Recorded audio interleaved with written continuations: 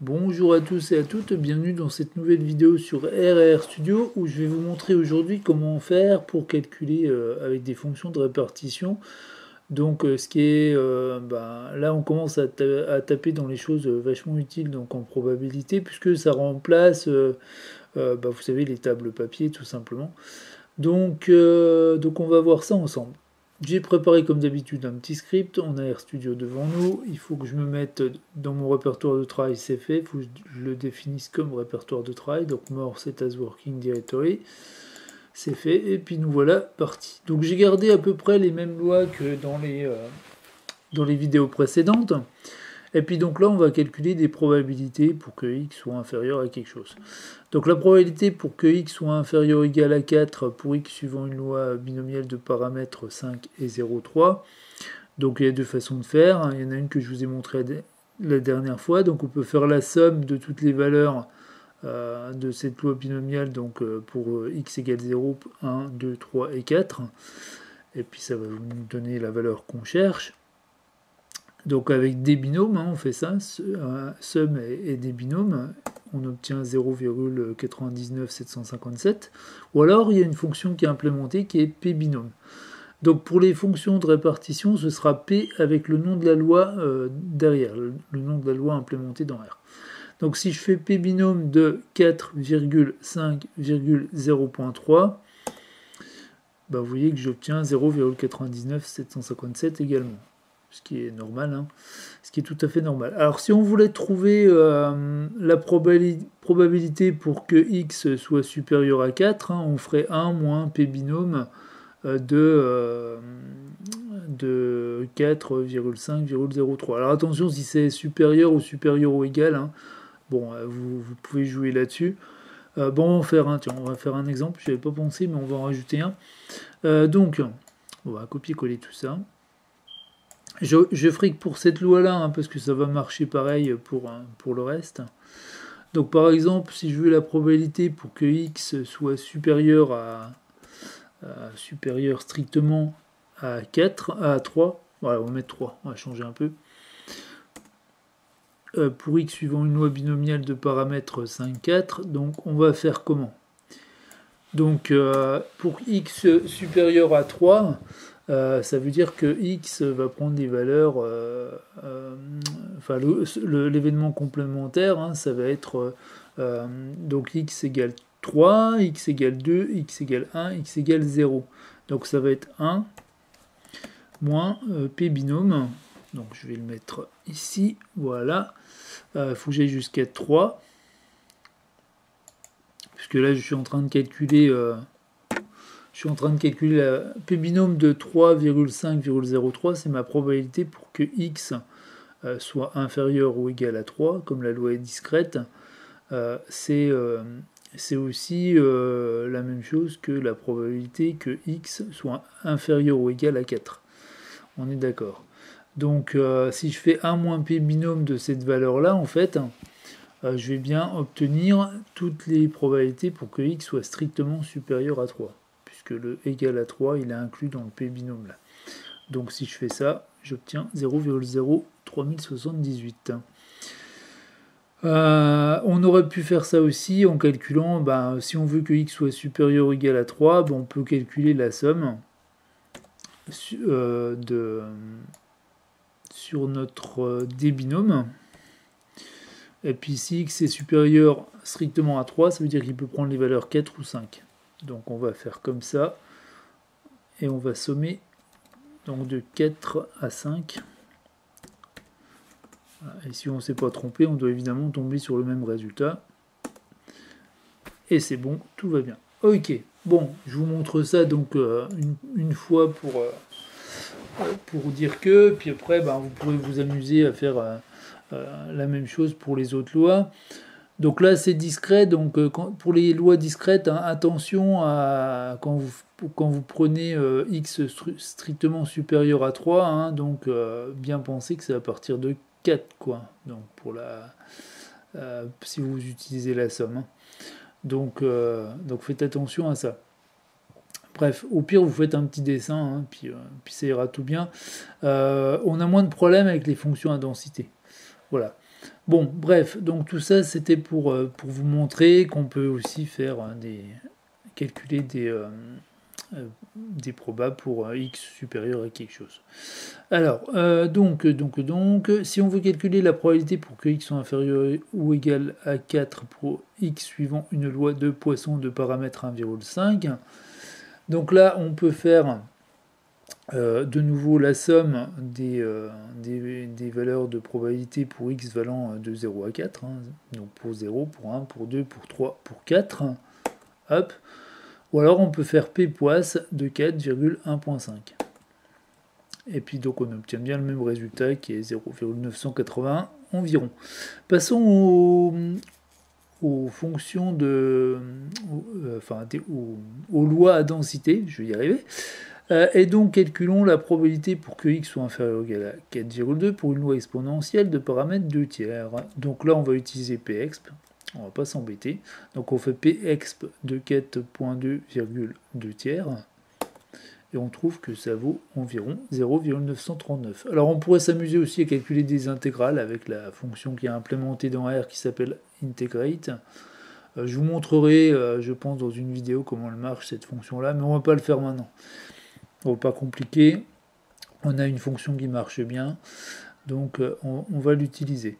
Après, alors j'ai rajouté par rapport aux lois précédentes, enfin des vidéos précédentes, j'ai rajouté la loi normale centrée réduite. Et j'ai mis les valeurs classiques que sont 1,96 et 1,64. Donc on va calculer la probabilité pour que notre variable aléatoire x soit inférieur ou égal à 1,96 et 1,64. Et puis on va faire tout dans une seule ligne de commande. Et vous voyez comment j'ai fait, j'ai utilisé donc un vecteur avec les deux nombres que sont 1,96 et 1,64. Alors attention si vous faites ça avec des fonctions de répartition, faut pas qu'il y ait trop de nombres parce que sinon vous allez vous perdre dans les résultats. Là il y en a deux donc c'est bon. Et, donc logiquement on devrait trouver 0,975. Faut bien avoir en tête la courbe de la loi normale. Et puis, moi je la visualise et puis je vois la partie hachurée en fait, ou coloriée, qui est sous la courbe. Je vois l'air en fait. Et donc du coup pour un 96, je sais que ce qui est en dessous ça vaut 0,975 et puis pour un 64, ça vaudra 0,95 à peu près. Donc allons-y pour ces deux valeurs là. Donc vous voyez, on trouve bien 0,975 et puis 0,949, donc à peu près 0,95. Voilà, donc on retrouve bien nos valeurs qui sont dans les tables, tout simplement. Donc attention, pour les tables de la loi normale centrée réduite, il y a bien souvent, parmi les tables, il y a les tables de l'écart réduit, donc c'est pas la même chose. Là, c'est vraiment la fonction de répartition qu'on utilise. Donc, faut faire attention à ça. Table de l'écart réduit, c'est quand on enlève les valeurs qui sont en dessous de moins 1,96 et puis au-dessus de 1,96 par exemple. Donc voilà, pour vous situer. Là, on enlève juste les valeurs qui sont au-dessus de 1,96, ce qui donne une proba de 0,975. Et donc, si on voulait la table de l'écart réduit, on obtiendrait 0,95. Logiquement, par symétrie. Enfin voilà. Ensuite, j'ai gardé ma loi normale de paramètre 5,4. Attention, 4 c'est la variance, donc quand on va faire notre P norme, il faut bien mettre 2. Donc on va faire P norme de 4.2,5,2. Voilà, et on obtient 0,344. J'ai rajouté aussi ceci, vous savez, pour vous montrer la symétrie de la loi normale autour de la moyenne. Donc là j'ai une moyenne de 5.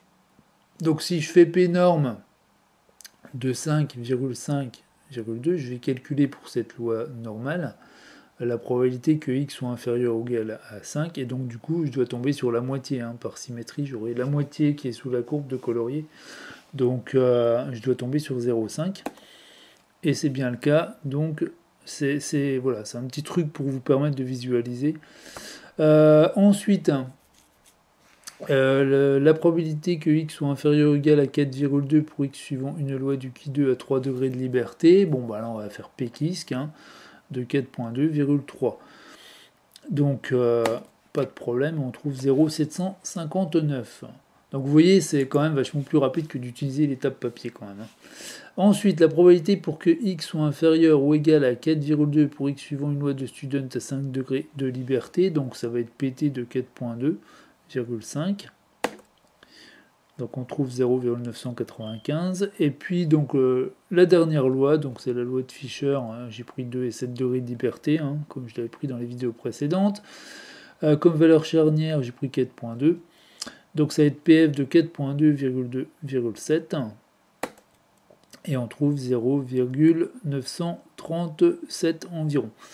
Voilà, donc on a fait le tour pour nos fonctions de répartition. Vous pouvez vous entraîner à faire ça maintenant donc avec votre RR Studio. Si vous avez des calculs déjà faits là-dessus ou si vous voulez faire quelques TP qui traînent sur internet, il y a un site d'ailleurs de Christophe Chéneau où il met des TP corrigés là-dessus qui sont vachement bien faits. Moi, quand j'ai débuté, j'ai pas mal travaillé sur ces TP corrigés. Et donc, ça permet de vous familiariser avec ça. Et puis voilà quoi. Donc, bien faire attention, je vous disais, hein, pour les lois où d'habitude on utilise la symétrie, hein, par exemple, pas confondre fonction de répartition et puis la table de la loi. La table de l'écart réduit pour la loi normale, quoi. Puis pareil avec Student. Donc, il faut faire attention à quel type de table on utilise. Là, en tout cas, ce que je vous ai montré, que ce soit clair, hein, c'est la fonction de répartition. Donc voilà. Écoutez, j'ai fait le tour, hein, de cette vidéo. J'espère que vous aurez bien compris comment ça marchait. Bon, vous voyez, c'est pas très compliqué. Et en tout cas, c'est vachement plus utile que ce que je vous ai montré dans les 2 vidéos précédentes. Voilà, j'ai terminé. Donc, n'oubliez pas que j'ai écrit un livre sur R. Donc, si vous voulez vous faire une idée de ce à quoi ça ressemble, vous pouvez aller le feuilleter gratuitement sur Amazon. Il est disponible en format Kindle et en format papier ou format A4 pour que ce soit plus lisible. Et puis, donc, dernièrement, j'ai activé donc ma formation sur Deplir, hein, donc elle est disponible au prix de 52$. Le lien est en description. Ce prix va pas perdurer. C'est un prix réduit, donc le prix va monter à la fin du mois, début du mois prochain. Voilà. Donc pour ceux que ça intéresse de faire du data management avec R, hein, de façon rapide et efficace, cette formation est potentiellement faite pour vous. Si vous allez voir sur le lien, vous aurez le plan non détaillé. Vous aurez accès au plan non détaillé. Pour le plan détaillé, hein, je vous renvoie à la vidéo précédente où j'ai expliqué ce qu'il y avait dedans. Voilà. Bon, dans tous les cas, n'hésitez pas à me laisser des commentaires. Si vous avez des questions, si vous voulez me demander, me suggérer des choses que vous aimeriez voir sur RR Studio dans les prochaines vidéos. Et puis voilà, n'hésitez pas à vous abonner à la chaîne non plus. Et puis vous inscrire à la mailing list pour ne rien rater de toutes les infos. Et puis de petits trucs et astuces en plus gratuits que je ne mets que dans mes mails. Voilà. Et sur ce, je vous dis donc à bientôt pour une prochaine vidéo et portez-vous bien. À bientôt.